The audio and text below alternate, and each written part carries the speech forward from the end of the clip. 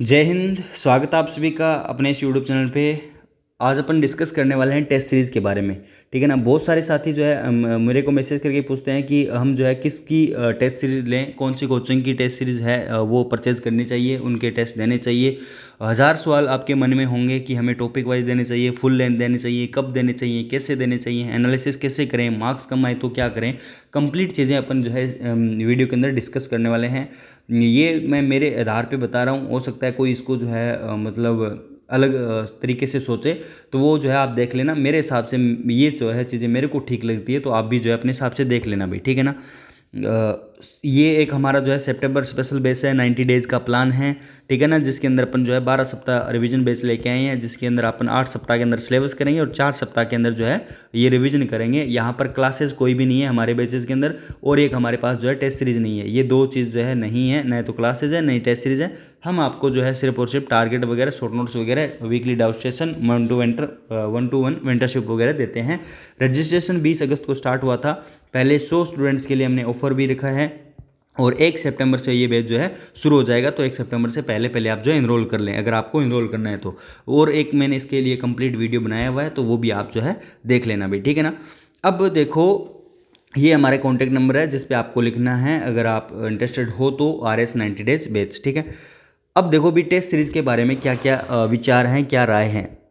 सबसे पहले आपको आपके मन में जो है क्वेश्चन आएगा वो ये आएगा कि टेस्ट सीरीज जो है हमें कब देना चाहिए। ठीक है ना। हमें जो है कब देनी चाहिए कि हमारा जो है सिलेबस कंप्लीट हुआ है, नहीं हुआ है।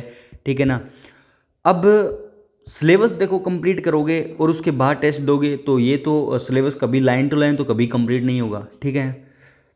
तो भी अगर आपका मान लो 30 से 40% सिलेबस हो जाता है ना, 30 से 40% अगर सिलेबस हो जाता है, तो उसको आपको जो है उसके बाद आपको जो है पीछे से टॉपिक वाइज टेस्ट जो है स्टार्ट करने चाहिए। ठीक है ना। Topic wise. अब एक देखो, कुछ स्टूडेंट ऐसे करते हैं, जैसे मान लो एक वीक के अंदर एक टारगेट दिया। ठीक है ना। एक वीक के अंदर मैंने क्या दे दिया आपको, एक टारगेट दिया कि आपको ये पढ़ना है, उसी का मैं टेस्ट ले रहा हूँ।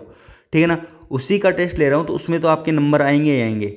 ठीक है ना। या तो आप जो है इसको नेक्स्ट वीक तक जो है स्किप करो कि भाई वीक 1 के अंदर आपने जो पढ़ा है ना, उसका टेस्ट आप दोगे वीक 3 के अंदर देना है। वीक 3 के अंदर टेस्ट देना है बिना रिवीजन किए, तो आपको असली रिकॉलिंग पावर का पता चलेगा कि भाई हमारी रिकॉलिंग पावर इतनी है, हमें चीज़ें इतनी याद है।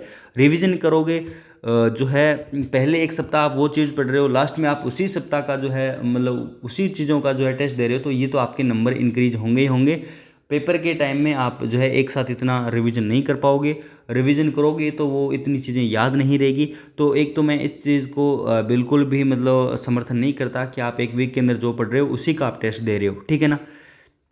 ये एक चीज़ मैं नहीं मानता। अगर आप ऐसा कर रहे हो तो ठीक है, नहीं कर रहे हो तो आप जो है बढ़िया तरीका अपनाओ कोई, जिससे कि आप वीक 3 के अंदर वीक 1 का टेस्ट दे लो। मतलब जो आपने एक सप्ताह के अंदर पहले सप्ताह के अंदर पढ़ा है, उसका टेस्ट पहले सप्ताह में न देकर दूसरी या तीसरे सप्ताह में दो, बिना रिविजन करे, ताकि आपको पता चले कि भी हम जो है कितने पानी के अंदर है, कितने हमें जो है चीज़ें याद है। ठीक है ना।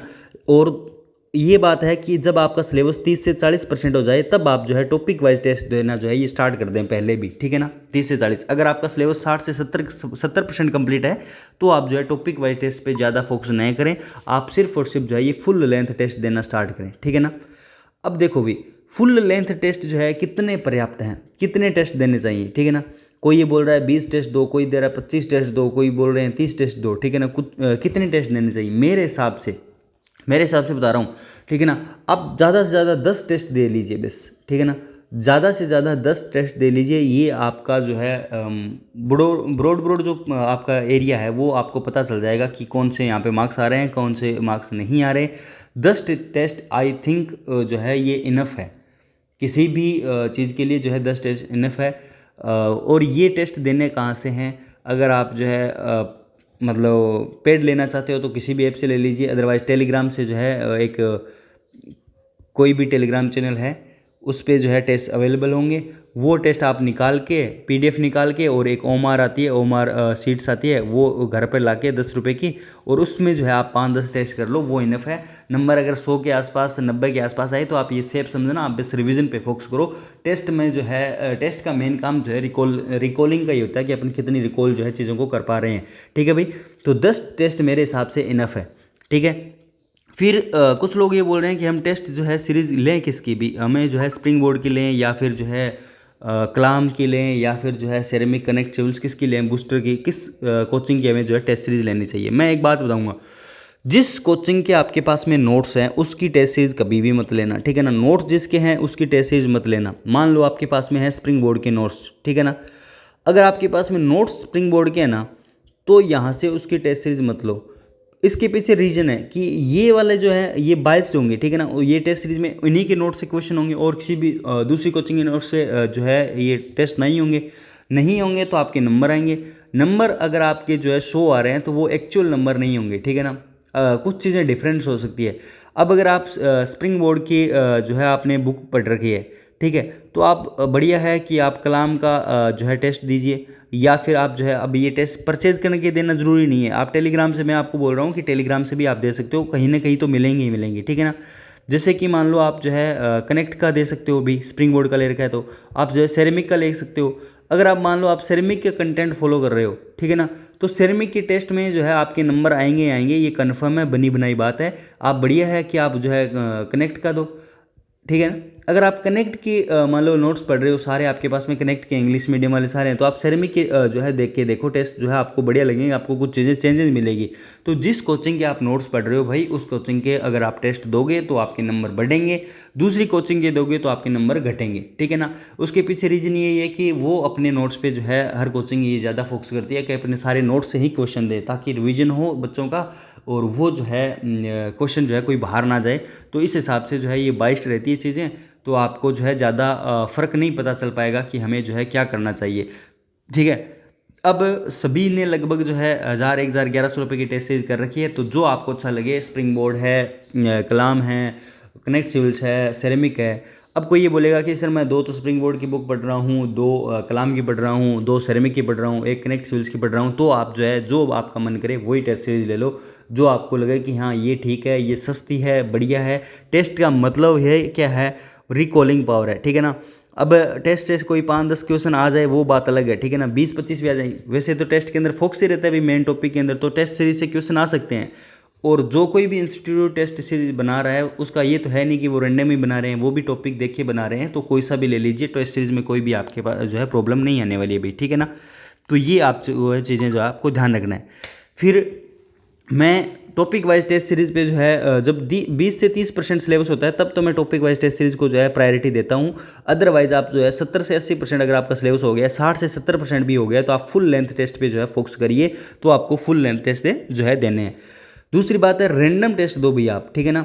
आप रिवीजन करके टेस्ट दोगे उसमें भी नंबर आएंगे। रैंडम तरीके से अगर आप टेस्ट दोगे कि मान लो आपने टेस्ट सीरीज ले रखी है और टेस्ट सीरीज लेने के बाद में आपने जो है जो पहला टेस्ट था उसको उसका जो है सिलेबस नहीं पढ़ रहे हो, आप नेक्स्ट टेस्ट का जो है सिलेबस पढ़ रहे हो और पहला टेस्ट दे रहे हो, तो आपको पता चलेगा कि आपके एक्चुअल नंबर कितने आ रहे हैं। तो रैंडम टेस्ट दें, ठीक है ना। ये मैं वही है जो क्वेश्चन मेरे से पूछे गए थे कमेंट्स के अंदर, उसके जवाब दे रहा हूँ।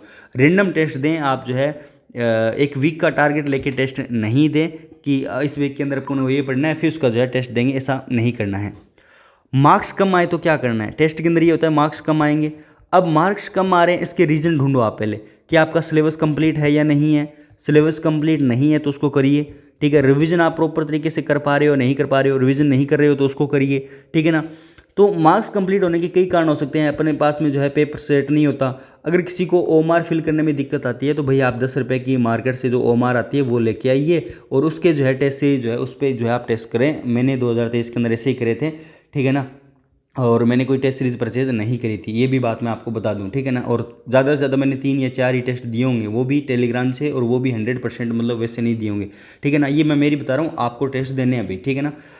तो इस हिसाब से आपको जो है करना है चीज़ें, सिलेबस करनी है, रिवीजन करनी है। रिवीजन जितना ज़्यादा करोगे मार्क्स उतने ज़्यादा आपके आएंगे, ठीक है ना। तो मार्क्स बढ़ाने के लिए आपको ज़्यादा से ज़्यादा क्या करना पड़ेगा, रिवीजन करना पड़ेगा, ठीक है भाई। रिवीजन जितना ज़्यादा करोगे मार्क्स आपके उतने ही ज़्यादा आएंगे, जितना ज़्यादा रिवीजन उतने ज़्यादा नंबर आपके आएंगे। टेस्ट सीरीज आप जो है कोई सी भी कोचिंग की ले लेना। और ये चीज़ मैंने आपको बता दी है कि भाई जिस संस्थान में आप नोट्स पढ़ रहे हो उसके जो है आपको टेस्ट सीरीज नहीं लेनी है। 2-2 3-3 बुक्स अगर आपकी किसी कोचिंग की है तो आप किसी के भी ले लेना, आपके लिए जो है सब बढ़िया रहेगा भाई, ठीक है।